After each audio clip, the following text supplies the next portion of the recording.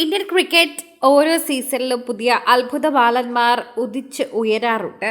അതങ്ങനെ തന്നെയാണ്.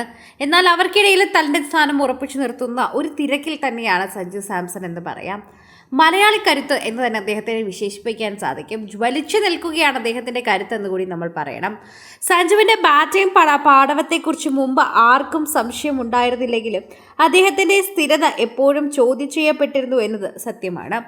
എന്നാൽ ഇപ്പോൾ ആ വിമർശകർക്കെല്ലാം ബാറ്റ് കൊണ്ട് മറുപടി നൽകുകയാണ് സഞ്ജുവിന്റെ ഈ പ്രകടനങ്ങൾ വലിയൊരു സിഗ്നലാണ് നൽകുന്നതെന്ന് പറഞ്ഞ് രംഗത്തെത്തിയിരിക്കുകയാണ് പ്രമുഖ സ്പോർട്സ് ജേർണലിസ്റ്റ് കൂടി. അത്തരത്തിൽ സഞ്ജുവിനെ കുറിച്ച് പലരും വെളിപ്പെടുത്തുന്ന പല കാര്യങ്ങളും സോഷ്യൽ മീഡിയയിൽ തന്നെ ചർച്ച ചെയ്യുന്ന വിഷയമാക്കി മാറ്റാനും പുതിയ താരങ്ങൾ വരട്ടെ എന്നും പക്ഷെ രാജാവായി സഞ്ജു തന്നെ നീണാർ വാഴട്ടെ എന്നും സ്ഥിരതയില്ലെന്ന പരാതി പഴങ്കഥയാണെന്നും ഒക്കെയാണ് നിരവധി പേരുടെ സൂചനകളിൽ പറയുന്നത്. കൃത്യമായി അതിനെക്കുറിച്ച് തന്നെയാണ് എല്ലാവരും സംസാരിക്കുന്നത് എന്ന് പറയും. സഞ്ജുവിനെ കുറിച്ച് പറഞ്ഞ വാക്കുകൾ അത്രയേറെ പ്രധാനപ്പെട്ട തന്നെയാണെന്ന് പറഞ്ഞേ മതിയാകൂ.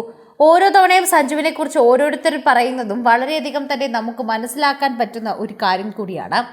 നിഖിൽനാഥ് സഞ്ജുവിനെ കുറിച്ച് പങ്കുവച്ച വാക്കുകളിൽ പുതിയ കുട്ടികൾ വരും പോകും, എന്നാൽ സഞ്ജു സാംസൺ ഇവിടെ ഉണ്ടാകും എന്ന് തന്നെയാണ് ജേർണലിസ്റ്റുകൾ അവകാശപ്പെടുന്നത്.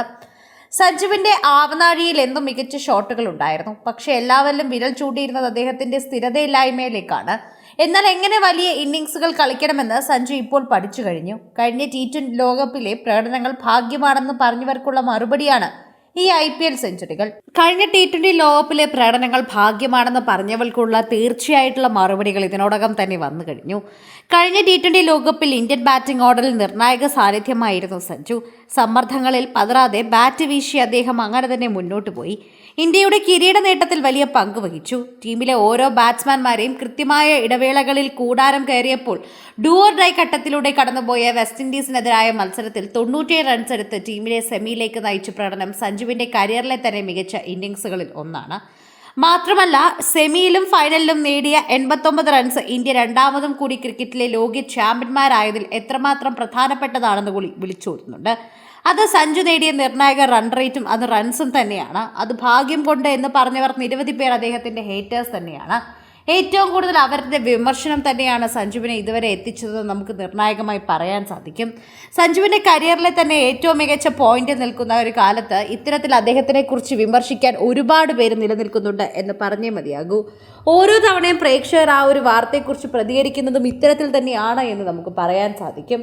സോഷ്യൽ മീഡിയയിൽ നിലനിൽക്കുന്ന പോലെ തന്നെയുള്ള ഒരു വാർത്തയായി ഇത് മാറുകയും ചെയ്യുന്നുണ്ട്.